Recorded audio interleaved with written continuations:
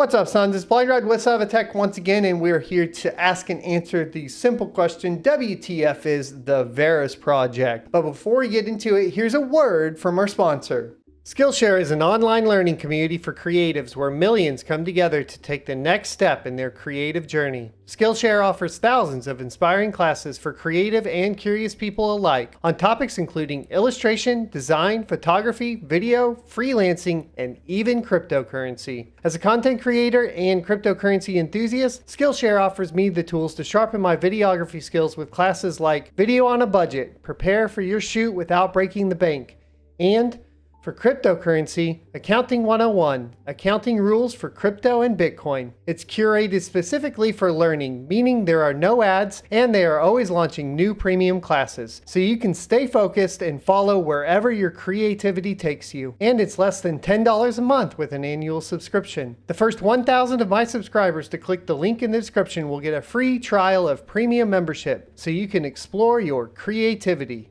Welcome back. I really appreciate the Skillshare sponsorship opportunity. We are on a 12-week based kind of precursor, and then we can re-sign after that. If you guys can hit the links down below to support the channel and show them that we are here as a community to support our sponsors as well, I'd really appreciate it. But with that aside, let's talk about the Verus project.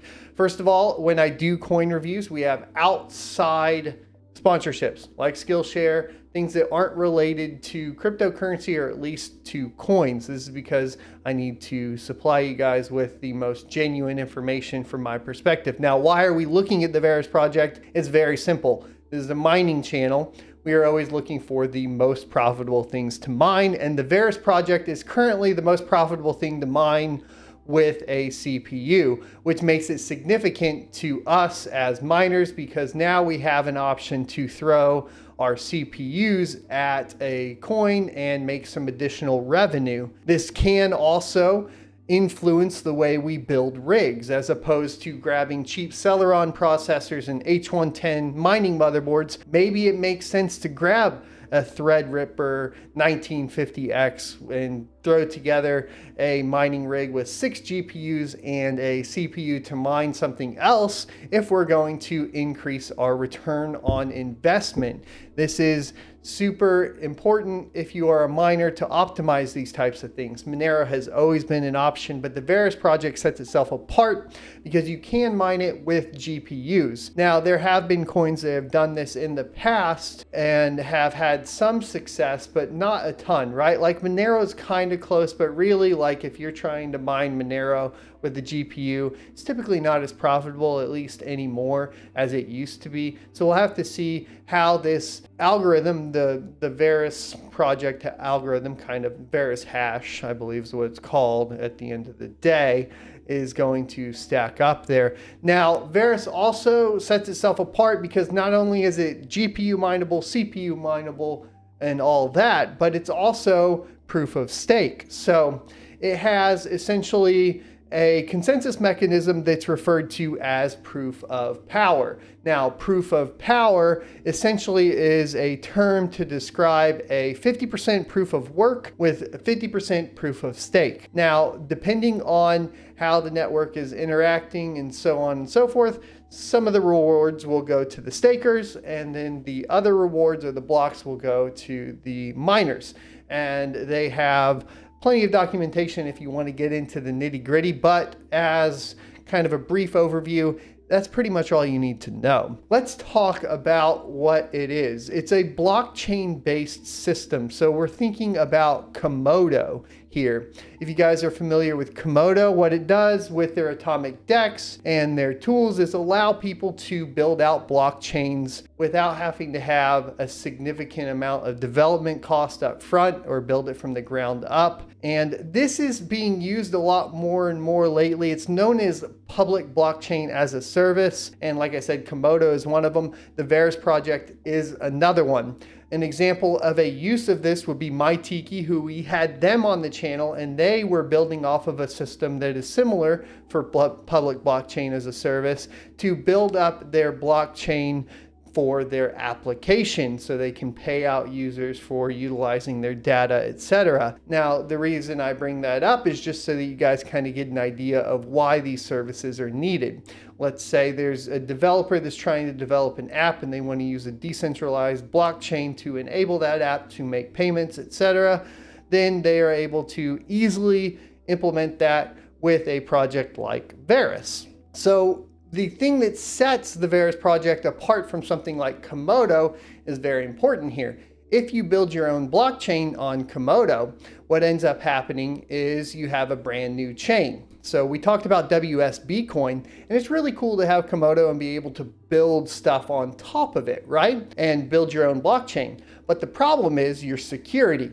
When you build a new coin or blockchain on, something like Komodo, well, your proof of work mechanism needs to be ready to not be 51% attacked. And in the case of like WSB coin, for example, I was able to buy one Antminer Z9 and effectively have enough hash power to 51% attack WSB coin. Now, yes, that's a joke coin. We don't really have an incentive to do it, but that exposes the problem for new blockchain projects on anything that is like a public blockchain as a service.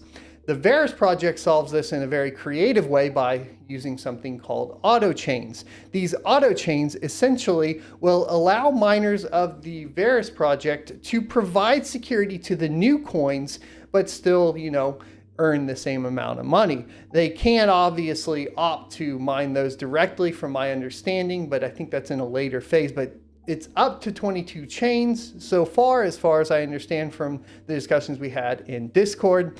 And because that security is being provided cross-chain to the developers that are developing a separate chain, via the blockchain as a service, you don't have to worry about initial blockchain security if you're spinning up your blockchain project on the Verus project. So this is what sets it apart and why I think it's actually a good project as opposed to some others, and what kind of you should be aware of that they are working on, so you understand why it's important, what it's solving, so on. So we know what problem they're solving. Let's talk about block rewards and fees. Like we talked about before, essentially what you see here is a 50-50 split between stakers and miners for the block rewards and the fees. So as opposed to like a proof of work purely coin or a proof of stake purely coin where either the miners or the stakers get 100%. In this case, it uses an algorithm to determine between stakers and miners and basically pays them both out for security. Obviously, this has been done to further secure the network and prevent 51% attack. We actually did make a mistake in our mining Verus coin video because we said, the pool that had the most hash rate was way above 50%. Because 50% of the network security is provided by proof of stake, this isn't as much of a concern. Now let's talk about the halving. The halving of the Verus project has been kind of interesting because it was at random block heights up until recently, from my understanding. And right now, the block reward is 12 Verus coin.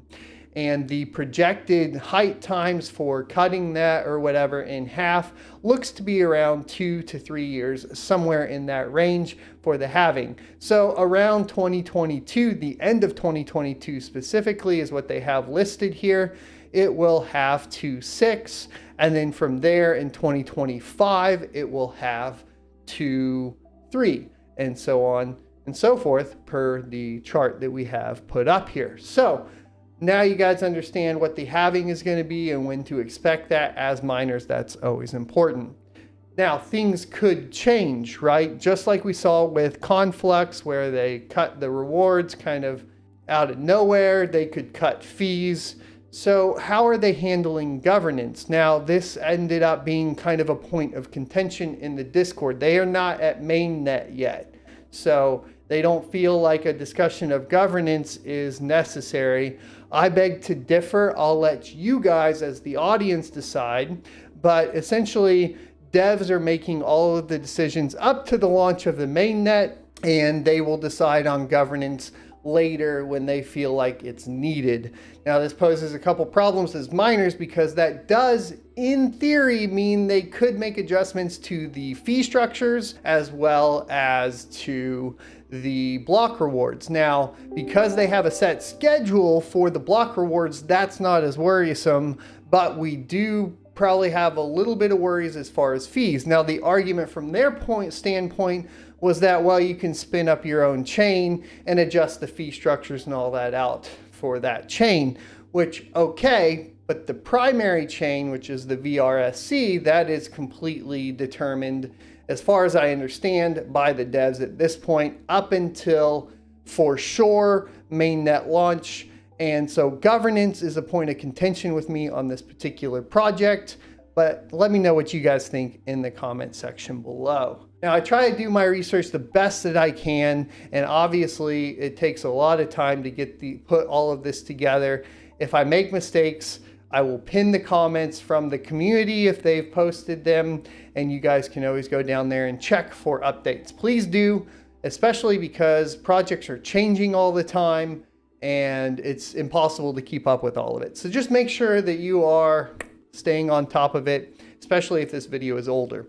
Thanks for watching. Leave a like, comment, subscribe, and I'll see you next Tuesday. Adios.